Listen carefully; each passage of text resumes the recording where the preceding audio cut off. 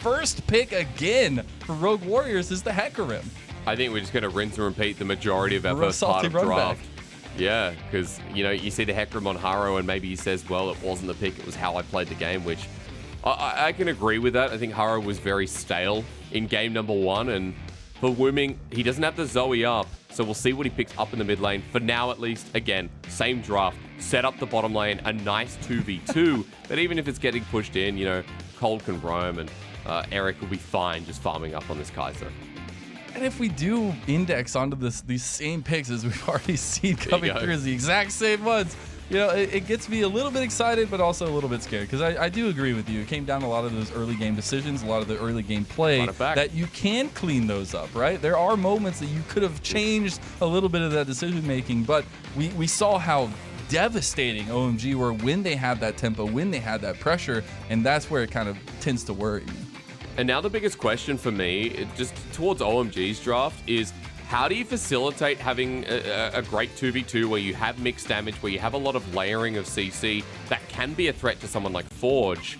Because you don't have the Zoe as mentioned, and Wuming's mid pick is going to be my biggest question running forward. The Jace ban already, maybe looking at something like Nah for new. Which, again, there's the response immediately. Rogue Warriors know the plan. Yeah, they do not want to deal with that at all. The Jace is the one that gets banned away by OMG, as well as that Azir that we've been seeing so much of here recently, and, you know, indexing a little bit more into that mid lane ban pool and trying to get some of those extra picks away. I wouldn't be surprised if we see Wuming go towards something like a Syndra. Hasn't been successful in the LPL, has petered off, but with the Skarner actually facilitates a pretty nice 2v2. And I think as well, the fact that we're playing with a bit of range would do quite nicely, as you saw with the Zoe. Let's find out, though, because we're still looking for a top laner. We're still looking for the other solo laner for OMG. The same here for RW as well, assuming that Kaisa will run the Gragas into the bottom lane. Still a flex, so the Tristana also a flex as well, I should add. So let's see if RW spices it up a bit. I'm wondering if they do, or if we literally just get the salty run back here. The Camille for Rogue Warriors was that last ban, trying to get some of that extra priority, some of that extra mobility away from New, though he is just going to pick back up that Aatrox that was so dominant last game. Yeah, we're doing the exact same thing, aren't we? We're going to run it back until just lock in the Orianna. Come on. Yeah. I really hope not, because you have mid lane counterpick here, and Orianna fine in, you know, a lot of disadvantageous lanes. So Sylas getting picked up, you know, something that we've seen into the top laner's potential. And Nocturne here, emulating Doinby. I'm assuming that's into the solo lane, of course, because you got the Hecarim in the jungle already. Yeah, that is some way to spice it up, Hysterics. That is the spice to add to this draft, and they do get that Sylas with the Nocturne there. The Sylas is actually what catches my eye. I love the Nocturne. I think it's interesting as well, but the Sylas has been so versatile here recently, especially, and we do get a change up for OMG. They're not going to go the same 5. They do get the Galio for themselves, and that is an extremely strong pick, and especially for Wuming, who's played it 7 times now. And we've shifted gears completely, because OMG no longer is about setting up for the pick and, you know, pulling members apart in these fights. Now with the Galio, we layer down with a bit of CC. Kaisa, Galio, Alistar, Aatrox as well. There's a lot of all-in potential, and there's a lot of disruption at play from Arky. I know some of our color casters would be able to talk about this dynamic composition a little bit better. On the side of RW, it looks like that's a Nocturne going top, up into the Aatrox, and you know, I'm not qualified to talk about this matchup, but I know that Nocturne, you know, has a lot of good wave clear, has a lot of presence. The only thing I don't like about Nocturne top is you're not in the mid lane. You're not being able to, I guess, facilitate and match the Galio. And even into the Galio, I don't think the matchup would be too bad. Of course, you get outranged with Winds of War in the early part. Wave clear, though, I think still in your favor. There's a lot to talk about with that, and you know, maybe I have to call on my expert colors, but the top lane Nocturne, if that is the lock-in, I think that's the only part about the draft I don't like, because you limit yourself to the top lane. It's about moving towards mid and maybe trying to facilitate Forge. Ziv is going to be making me question as we go into a very different game too. Oh man, so different. And honestly, my immediate thought is the change up of that pick potential there for OMG does actually favor, at least more so, into Rogue Warriors' court here. They were looking for those team fights. They were looking for the big 5v5s, and they weren't getting it. But this game, a little bit different pieces for Rogue Warriors themselves, but it is OMG indexing into that same style. It's going to be one that I'm looking forward to seeing how this Nocturne does up in the top lane. We saw Doombie run Nocturne mid, but Ziv top, like, this is a ballsy pick, and this is more the style of RW. They're setting up to really snowball here. Nocturne, Sylas, Hecarim, get things rolling from the start. Yeah, as we hit the rift for the second time of the evening. The first series of many tonight, but we have Rogue Warriors looking to smack back against OMG, who took a very dominant game number 1. Keyword, right? Smack back after they were just shut out by OMG in game number 1. It was kind of disheartening to see after we saw the dive, after we saw Forge out play mid, and OMG really played the mid game better. The fight's better as well. Very different styles as we talked about, and we kind of have to go through because we're seeing a Nocturne top with Conqueror. We've got Teleport up there as well, of course, and Ziv going for, you know, a bit of the dueling corrupting potion there too. We expect a lot of push coming out of Q from Nocturne, and I don't understand this matchup, so we'll learn a bit as we go through. Yeah. Of course, I'm very curious because it does feel like it shouldn't be too hard for Aatrox. It does feel like Ziv's going to be all about, you know, giving top priority and roaming early on. But again, not having access like you would in the mid lane makes it a little bit more difficult for Ziv to impact outside of anything like a fight or a pick moving into the mid game. And, you know, just a little caveat here. There's a lot of spells to spell shield when you're facing an Aatrox up there. You got to pick and choose. Find those really good moments to be able to block some of that. But we will see the opposite side starts from both junglers. So maybe some differences in priorities from these two, Haro and Aki. Yeah, top side here for Aki and the Skarner, and Hecarim on Haro, or Haro and Hecarim rather, down on the bottom side. I also want to mention one part of this composition while we see some good trading from Betty. Forge can steal the hero's entrance here. And what I love is that we saw from, in fact, it was FPX when Chris played the Galio support. You use the paranoia into hero's entrance. Level 2 not going to get anything in the bottom lane to set up a really good engage. So you can drop down with a bit of wombo yourself. And I think that's why the Sylas running in is actually going to pay dividends if executed correctly. And as you were mentioning, that level 2 that was achieved in bot lane first by OMG, it was another good call from Rogue Warriors, kind of like the opposites did last game, where they do pull off, they make sure to play safe down there. It's a little bit different from what we saw last game, a little bit more pressure there by OMG's side than Betty having the entirety of the pressure and presence in lane last game. As we're looking up towards the top side, speaking of presence, it's Ziv actually pushing out again. Not a color caster, so I don't understand this matchup completely, but I know there's a lot of wave clear. You can kite around and use Q sweet spots as well. Plus, you mentioned the spell shield, which is a very important interaction. So, has the early shove. Haro's up here as well. And that's something else we should mention, that the potential to focus up on top lane rather than bring the Nocturne to the rest of the map is actually pretty good here for RW. Aki to focus bot makes sense, but we could see an early dive coming from Haro to knock down New and escalate Ziv in this early game. And it would be trying as well change it up from last game, right? Making sure to focus down New, who was a pivotal member of the team for OMG last game. So I want to see if they do index into that. We do have the trade up of Scuttles. Both junglers can be backing and getting a nice little redeploy in for themselves. And it just brings a new dynamic to New, right? That was, not pun intended, where New last game was a bit of a carry threat, and New's always been like a facilitator. In RNG, he was the Wukong player who would always set the team up for the fights. I guess he still is with the Aatrox, but performing better in game number 1 is a bit of a breath of fresh air when I think New has been one of the weakest top laners in the league for the LPL in this split. Ziv up there as well, so for both these top laners, something to prove in the wooden spoon matchup. Remember again, 1-9, 1-10. Like, we're at the bottom of the barrel, quite literally, with RW and OMG, and that's why seeing clean play from OMG in game 1 gets us excited for this one in what has been a slow, tempered early game so far. Yeah, and that spoon is just staring both these teams down across the room. They're like, they get those nervous looks over at it. They're like, oh no, I want to keep playing. We keep looking at the game right now. Don't focus on the spoon. But yeah, it's been calm, cool, and collected early game. We do have the first dragon spawning up on the board. It will be an Infernal Dragon to kick us off. Good trading here from Ziv, though, in the meanwhile. You talk about Dragon. We have TP from both of our solo laners up for RW. Forge has it as well. He actually has TP advantage if he starts potentially trying to move up to this top lane.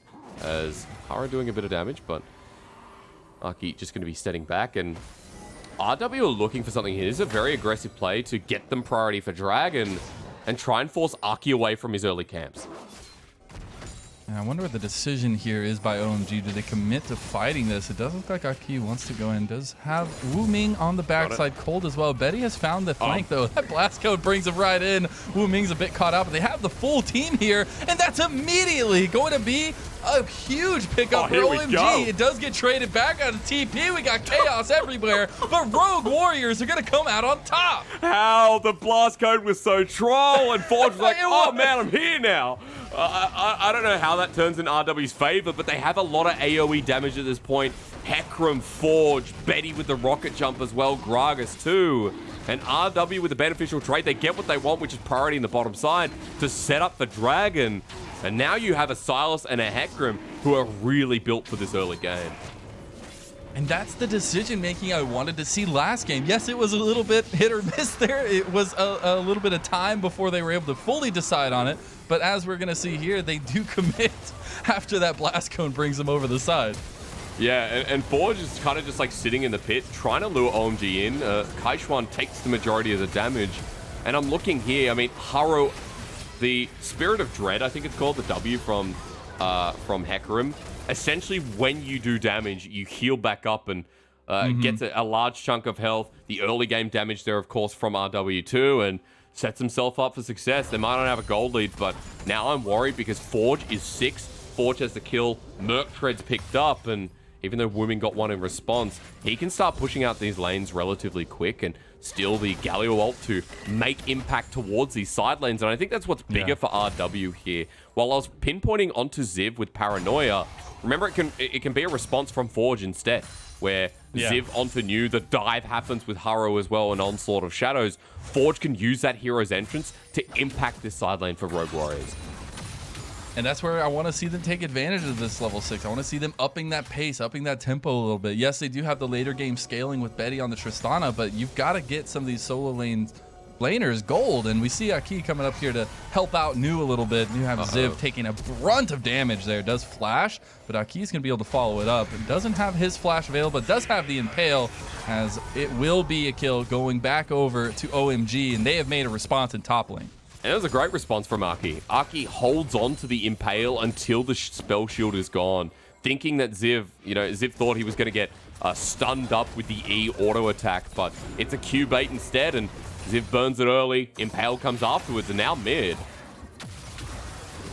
Fully commit. Onslaught of Shadows goes a bit wide there by Haro. They do have the TP coming in now, and New has joined Haro after that fateful decision is not going to survive to live another day. Oh, what do you say for that? Oh, Haro. He had the prediction. He was ready. He knew Wuming was going to use the charge, but it didn't go through. Wuming went forward instead. I mean, well played, but Haro just goes to his death.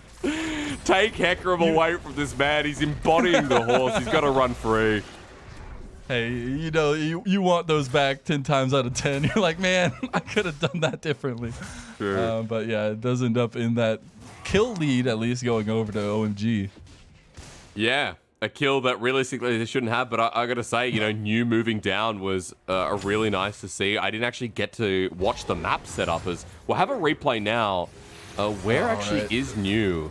Because Wuming just as punching, instead of going away, even though he would have hit Forge, it was kind of sad. And Wuming baits in, teleport burns by New. Yeah. After he saw the play was failing, after he saw Haro go so far forward, teleport immediately snaps to get the kill, and New coming down, doesn't miss too much as he catches the top wave.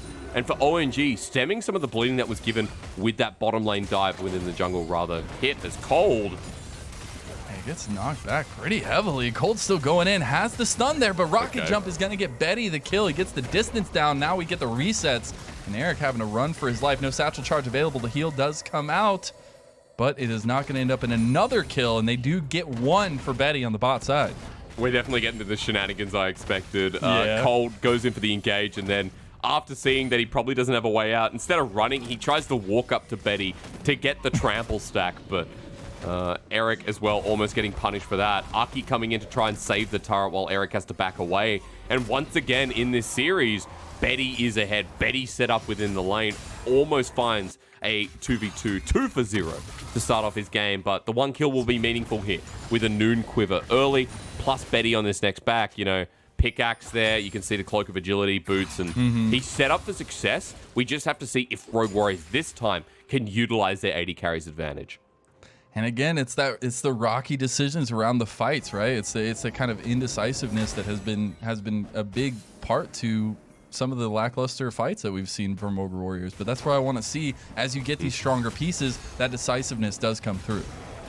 Yeah, decisiveness not a word I would often use with these two teams, right? So, you know, if you're asking for that, I think you might be having to wait for a little bit. But the caveat is OMG's game number 1, which I've probably beaten to a dead horse at this point. I want to bring us back to an important point, which is that Dragon spawning in 15 seconds, and Rogue Warriors actually have the setup here as Forge going in onto Wuming. Should just be a bit of damage. Kind of threw out those chains, seeing if he could fish out something. Does end up connecting to a pretty big fish. Won't get too much trading back down, but it still is trying to gain priority in the mid lane so that they can safely take this dragon, as it does look like they will. As Aki actually coming up for a dive. Remember, this worked before, the wave crashing in. Good timing with the Herald in tow. Oh, man. Such a good play from OMG. See what Ziv can do to counteract this. There's the paranoia, but the Impale did come out. A lot of damage onto Ziv. He does get the spell shield on that Q, but it doesn't matter. Naki is going to get another kill. They will get that tower, too, it looks like. The dragon finally going over. This will be the second dragon of the game for Rogue Warriors. I think Ziv played that as well as he could have. He clears the wave immediately, paranoias as soon as New's up with World Ender, so that as he's getting impaled through, that New's not going to have the immediate vision. And even though he goes down in the end, he makes it as close as he could. So I give him the small WP as New with the Herald gets so much damage on this turret. He's now in a great position for OMG. Turret almost going down while RW are hoping for immediate response, but as teleport's burned by Wuming, he's now ready for the counterplay with the hero's entrance. Just waiting to hit that button, and honestly, Ford's probably looking to do the same. Just needs to get that timing down there. They are doing this play again. Rogue Warriors really like this side of the jungle. Here's the Wombo combo, though. They do get a couple knockups as they have Cold in the back. Onslaught of Shadows goes out to get Haro away. Cold is the one that dies in the fight first, as it is Haro who gets out by a sliver of health. Eric is completely caught between 3 members of Rogue Warriors, and that Obscon Abduct will be there to finish it off. Forge gets a kill. If you want to play rough, Rogue Warriors are there in with you, and they kite back. Unfortunately, Hero's Entrance doesn't connect. You can see Eric flashes to get that Q onto Haro, but I'm not sure how he was healed up, but at the very least could have just been the Triumph proc that keeps him alive in the end. And RW with a favorable trade, a great response considering that Forge, I'm not sure what ult he stole in the end, but we'll have a look here. And Mazel, Cold has a really nice engage. He sets up for the Hero's Entrance, but he's sent into the team with a good explosive cast. The onslaught of Shadows from Haro to escape, I think, hits Wuming on the back end, and they don't have enough damage at this point. Eric, you can see, flashes here for the Q. Triumph gets the heal. That's insane. And Betty just autos away. So at the end of the day, Forge getting a double kill, Betty getting the assists, and there's now an Everfrost on your mid lane, Sylas, and Rogue Warriors pushing ahead with the earlier leads they obtained onto this mid laner. Yeah, and at this point, you see potentially a little bit of gas to or pedal to the metal, or gas to the pedal, because I got you. they need to keep it up. They need to keep this series going, as Forge is 3-0 now. Yes, it's on the Sylas, but you can do so much with the versatility that this champion brings. As we do finally see the top tower fall. Thought it was going to happen earlier, but New wanted to take his time, make sure he gets that gold. And now we're going to pivot to what happens, because top lane extended here for New. He's in a very good position yet again on this Aatrox. After, I was expecting some dives in the top lane, of course. Still learning about how this Nocturne is going to pivot into the mid game. because for RW, like, there's great pick potential here. We know that there's a lot of all-in as well, and I think utilizing the solo laners for Rogue Warriors is going to be how they find success, and then, of course, Betty on the cleanup crew on this Tristana. So I'm expecting to see another fight here, playing for the third dragon. They're heading towards the Mountain Soul, and they've already got 2 in their back pocket, with Rogue Warriors being able to push up this side lane, trade turrets 1 for 1.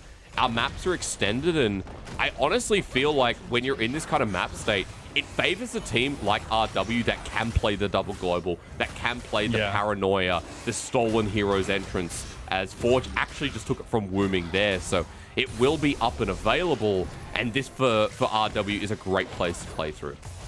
And RW just keeping up their pressure advantages, especially on the bot side, knowing that Betty is this strong Tristana, is this strong pusher, are continuing to try and barrel down on the second tier tower. And again, Rogue Warriors finding home in the enemy blue side over here, just trying to get that vision down, trying to keep that pressure up. Yeah, I think the vision game is crucial as well, right? You know, when you talk about RW playing defensively, as Cold found Kaishuan. Did find him backing. The casket goes out to buy some time, but that's going to be the killer instinct, and it's going to do just that. Eric gets a kill for himself. Just a nice little pick here, and that momentum will go forward into the Rift Herald play for the bottom side. This will net OMG a really good window as well. You're right, it is huge, because Eric was behind of Betty here in this game. Betty got the turret plate, Betty got the turret first blood, or rather the solo turret. As for RW, they will be able to defend it, but OMG, it depends. Do they want to go for the dive here with a 3 versus 2 and Wuming hovering down? Something that's been so impressive to me has been OMG's Rift Herald control, right? I mean, this is the second game in a row we've seen them get both and be able to use them to some effectiveness here. We do get the full back from the bot side of OMG here. They do not want to commit for that tower, but you could see the possibilities there, especially now with 20 seconds, excuse me, on the Dragon. It's definitely a big focus coming down to that bot side again. And we are getting to those first mythics across the board too, so this first Dragon fight's going to be intense. As teleport from Rogue Warriors, 5 members in a stack immediately. That's Forge joining in. Forge still hasn't used the hijack yet, as OMG are nowhere near the objective, and having no priority might mean this just goes over unless Aki can find something. And this is where the decisions from Rogue Warriors last game really were the bane to the fights that they had. We'll see if they can clean that up here on the second side of it, as they do get the full knock. And there's the paranoia. Are they going to pull the trigger on it? They do not have the damage right now, but their health bar is getting real low. There's the heroic entrance coming in. It's not really going to get anything, but a little bit of zoning as that casket's going to come away. The impale goes down on a Betty, but he uses the rocket jump to get away. This is such a split fight in Hysterics as this onslaught of shadows come down, but the health bars are non-existent for Rogue Warriors. We said they needed to be decisive. They needed to pull these team fights out in front of the objectives, and they cannot do so, as it will be yet another kill going to Eric, and OMG come out on top. What the hell just happened? Like, this is exactly what I wanted to see, but in the same sense, I now might have a tumor. So this really feels like everything went to the wind. Hail Mary's thrown out, and OMG coming out the better, getting the dragon, moving straight into the turret, and all of a sudden we have triple bounty on the board. And I know we're going to have a look at this one in a sec, Mazel. Yeah. Let's go through the chaos together, because it starts out with a really good explosive cast. You can see here lined up, it was the Everfrost from Forge that gets the stun. But Hero's entrance to zone off the objective. New again, such a thorn in the sides. Aki does the same, pulling Betty towards Eric and Cole, but he has to rocket jump away. I mean, Aki on this Skarner, this is his best performance, and even though New goes down, the damage still alive. Betty was zoned all the way out. He doesn't die actually in the end. And it's a nice little back. it's a nice back, but what have you lost? You can see the damage coming through. And Wuming on this Galio, set up for success, already had the Night Harvester, but OMG utilized him so damn well in that fight, when I was expecting Rogue Warriors to have the advantage with so much great team fight set up, with so much all-in. It was just done better by OMG in front of the Dragon. And it's a bit reminiscent of what we saw in game number 1, except that it wasn't Haro this time. I feel like they were set up, as you were kind of mentioning. Ziv was there with the paranoia on the backside, didn't pull the trigger on it, and that gave the onus to OMG to make the decision, to make the engagement. And that is where this kind of this faltering happens. you do it better. You have Paranoia, you can steal Hero's Entrance, you can steal Skarner ulti, you can steal the Killer Instinct. Like, there is so much for Sylas to work with here in this comp, and yet again, we're seeing the flaw of Rogue Warriors, which is they make the same play, they make the same aggressive play no matter what state they're in. They don't look for the teamfight setup, and Betty here, getting threatened. Eric's going to take a massive chunk on the back end of that, but you can see confidence here for OMG in this second game at 19 minutes. They have that 3k gold lead, Mazel, and you know, we're heading towards a mountain rift where people like New and Cold are really going to utilize that. Aki as well on this Skarner. Yeah. We don't have super traditional front lines for both of these teams in the game, but I do definitely look towards OMG as being able to utilize the Mountain Dragons better. And indexing on the confidence or kind of this play coming out from OMG at this point, that's what's been so telling for me is OMG, when they're in the lead or when they feel like they have control, they're making all these confident decisions. They're deciding on things as a team. They're executing those things. And that's where it really all comes together. And you could feel it in this game already. It was a little bit wishy-washy earlier on, but now OMG feel like they have that confidence. They feel like they can play up in your face, and it's exactly what's worked out for them so far. And they've just really abused the fact that Rogue Warriors don't know how to, I guess, use Betty to the full extent, how they don't utilize their solo laners to really set up for this AD carry. And Forge was 3-1. Forge was set up for success with this Everfrost, had a bounty, now has the Zhonya's Hourglass, which is essential for Sylas resets in his kit. Still has 4 kills, so not by any means over for RW, and Forge still going to be a menace, but you have to look at what just happened and the items being picked up for OMG. Second item's pretty much online here for Wuming and the Morellos. The Lord Dominic's Regard is just going to shred down people like Kaisa, Haro as well, who's optimizing into the tank Hecarim. And it does feel like here for OMG that they do have the net advantage. They have more vision control, as you can see in the bottom side of the map. And they're gearing up for the next dragon. They'll see Rogue Warriors coming from a mile away. Absolutely. You gotta think they've got the binoculars there. They're sitting in the bushes. They see them the whole way down there. They know what kind of food they had for breakfast, apparently, as well, right? We'll see who can get this priority over the mid lane, really get the vision control down around that dragon pit. Because this could be sole point for Rogue Warriors, but we've seen them falter around this dragon decision before. And you can see that for Rogue Warriors, they're still going to opt in for the fight, right? Moving back to mid is, wow, that's a lot of damage. God, Galio just blows my mind sometimes with the amount of damage you can do. Forge is here. The Paranoia is popped. That's the second time Forge has stolen the Alistar ulti. There's the Onslaught of Shadows. They're bringing everything and the kitchen sink here. They do find Eric, so there's a big point of contention there as OMG is getting picked apart right now. Betty has to rocket jump away as his health bar was getting a little too close for wear. As OMG are turning this back around. No, it will be Forge that goes forward, does get the kill on Aki. Or is it? They can follow up with this. I don't know anymore. The healing is so insane from New. What is this insanity? The Q sweet spots are so big as New is just hammering down. It doesn't matter though. Betty comes back with the effort there, and Kaisa with the flash body slam is going to get that kill. It was a little messy when you fight Aatrox in a choke. You got to expect that he's going to survive more than once, but we get Rogue Warriors engaged. Finally, the trigger pulled by Ziv. It sets up the rest of Rogue Warriors to go forward. Betty plays with spacing so much better because his team's actually in front of him this time. Yeah. And that's the fight you want to see. They move to Soul Point and Rogue Warriors again. We said they weren't out of this game. They're definitely bringing the momentum, and they're definitely going to get some priority back in the losing game that was. And if you do get this Mountain Soul, I mean, that helps so much in the fact that you have this shield, you have this defense against the potential engagement, the potential burst damage coming out from OMG, and that's where you feel a little bit more comfortable around these fights, around these decisions. And I'm hoping to see that come to fruition for them because although it was a bit of a rocky fight, it's still, I mean, that you take the dub there. Yeah, you do. I mean, somebody's got a dub after that fight, that's for sure.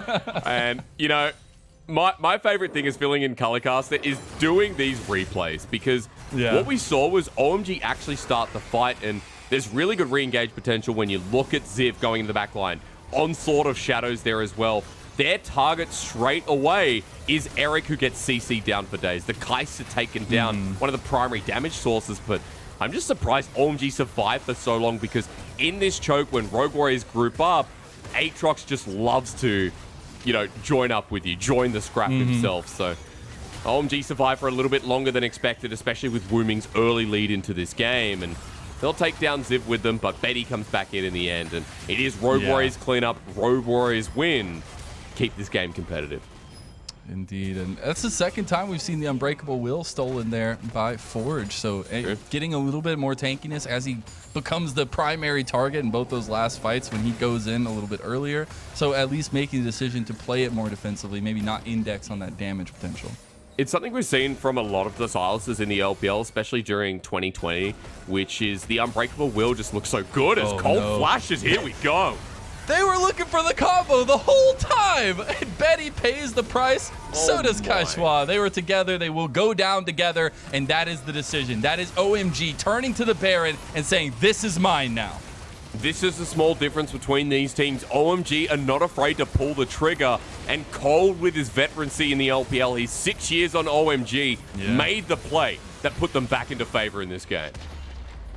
What a play it was. Now Baron secured for OMG. They will have a ton of priority in these lanes. You did see Rogue Warriors were able to get that tier 2 tower in the mid lane before the siege starts coming down, but now they have to draw a line in the sand. They need to get some defenses down here. They're just going to bleed out their base. Man, one turn of a play, one mistake from Betty and Kaisa, and this is kind of the problem when you're running this Nocturne in the side lane. You're running a Sylas who has been a bit back and forth, and in the early parts of the fights we saw wasn't executed correctly. Rogue Warriors getting caught out, and straight away the turn comes through. We'll watch again because Ward plays down. And look at this. Cold just flashes over, interrupts the rocket jump. Everyone goes forward in this composition, and Betty flies through with the explosive cask as well. So Kaisa and Betty met an untimely end. Quick as that with the teleport coming in as well, or rather New just flying in.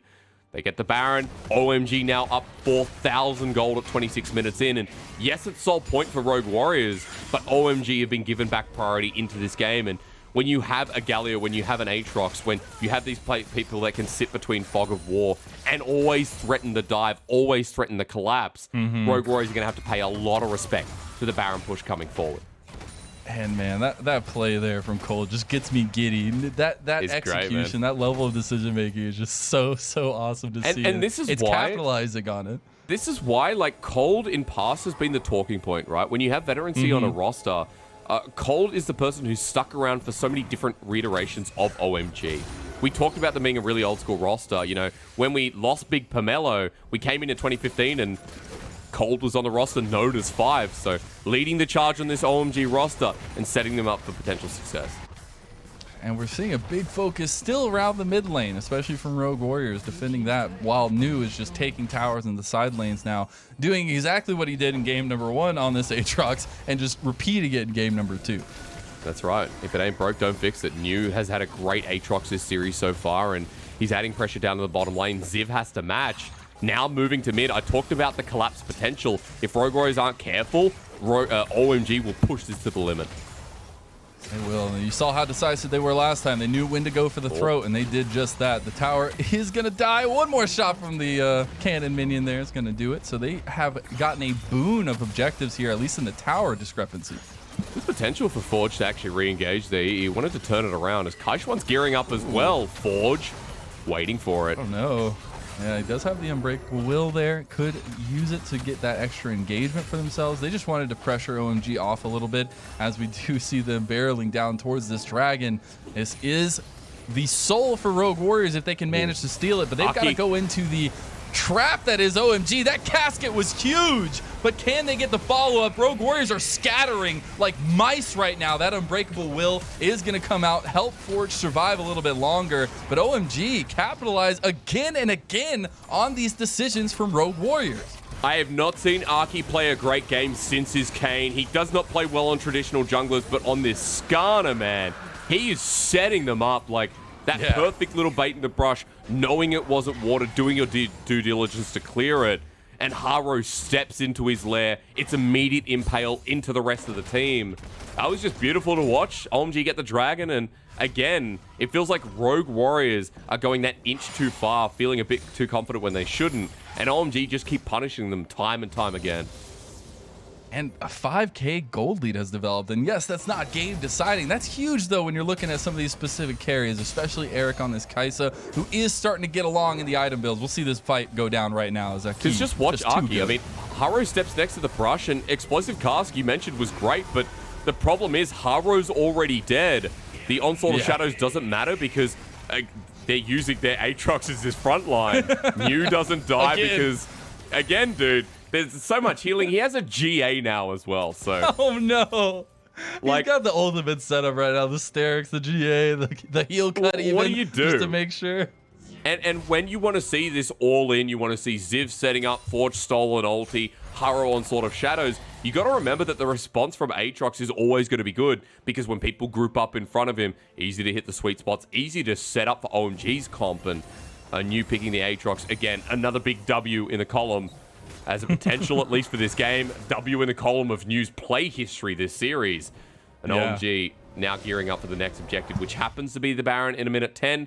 Rogue Warriors on the back foot once again, even in the Vision game. And you just see the pressure being put forth by OMG. They're putting up the Vision line. They're getting some invasions going here into the enemy jungle. And it feels a lot like that game number 1 where Rogue Warriors are on the back foot. They have to make the reactive plays at this point. It just hasn't been in their wheelhouse.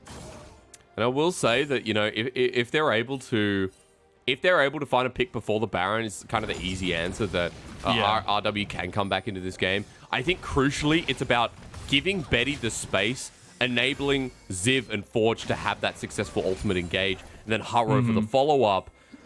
Giving Betty the priority is, here we go, it's Skarner time. They just don't even care anymore. They just go for the first person they can see. The Paranoia comes in the back. Ooh. That's going to be a big casket to separate the fight. Heroic Entrance going to come down by a lot of time, though. It is completely separated right now. RW trying to make something happen here. Do get some health bars low, but OMG are turning around. Look at New yet again. This man is unkillable, and they are smashing down Rogue Warriors. It is just picking up spare parts at this point. As they will look in mid lane, they'll look to take down Forge eventually, slowly but surely. OMG are going to continue pounding home this lead. This OMG comp is a beautiful sum of its parts. Every person I could compliment within that fight that made it possible for OMG. 3 quick deaths on the side of Rogue Warriors. Baron number 2 going to be taken here for OMG. And I have to say, this could be the best OMG series I've seen. The potential that we were hoping to see during the whole of 2021 spring. It has been seriously so good, and it's the team fights that have been so good. It's the decisions everywhere on the map that have been so good. It's so impressive to see, even from one of the bottom tier teams in the standings at least, that they can still come out and they can still show out. And even though it is a bottom of the table, so you expect that other teams might be different, OMG, you're right, are really showing up here. Aki goes in. Like, oh my God. He's in a Fast and the Furious movie. Kaishwan caught out, and this is a good explosive cast to a degree. Haro still gets the fear, but after Paranoia, Wuming has the perfect ulti. Eric is saved from the fear of Haro, and he'll go down in the end, but it's into GA. He does the damage, and the rest of OMG collapse. You mentioned Yu here. Him and Cold set up to kill the primary damage source of RW. And it's all said and done from there. Forge gets the healing, but it's way too late. Wuming's ahead. This Galio is a bit of an assassin unit himself. Yeah. And now with Baron number 2, OMG can start battering down, looking for the inhib turrets, denying the soul for the 3rd time in a row, and trying to put the finishing touches on this series. And the confidence that's building, that's revving up in Aki right now in these fights. I mean, he is ready to pull the trigger anytime it's available. Does have the Impale available as well. Doesn't have the Flash this time around, so maybe a little bit decisions need to come through for that. But it has been so good to see how confident these players have been in this series. And I like that OMG aren't giving them a chance. Aki actually just looking for an engage again. Rogue Warriors petering off. We've got the reverse ARAM. And OMG trying to set up for the fight. Forge wants to go in as well. Do have Eric over there on the backside, a little bit further out so he can't get engaged on. Can use that killer instinct to join the fight. He's just starting up the dragon at this point, and this is forcing Rogue Warrior's hand. You have to walk into the trap. It's gone. Rogue Warriors are too late. Fast. Let's see if they want to finish this out. Look how quickly they could engage if they wanted to. Now with that, we have Soul Point for both teams. This next 5 minutes are going to be very important as we see just the fight start. They pull the paranoia, they get the heroic entrance in. Oh, no. It's going to stop a lot of that engage, and there is no hope. Look at those health bars. That casket's going to be a lot just like all the others, but it doesn't do it justice. Another clean sweep here from OMG, who lose actually a couple members here as Forge is making his name known all by his lonesome, but it doesn't matter. Baron's still on 3 full members of OMG, and they're pushing down mid lane. Mazel, I think this could be near the end of the game. Sure, you don't have the AD carry, but look at the size of those death timers 34 minutes in, and an overreach from Rogue Warriors yet again, too deep onto the backline. So many disengage tools, so much CC to come through, and Wuming having the game on the Galio that we wanted to see. It's good to see that OMG are revitalized with the bottom of the table matchup, as here's the final push. Yeah, they want to go for blood here. They want to end this series quickly, get a quick night under their belts as the tower will fall. The defense is there. Let's see how much they focus this Nexus, though, as OMG are looking to secure their second win and hand that wooden spoon to the Rogue Warriors. That is it. That is game done. Series over. 2-0 victory for OMG.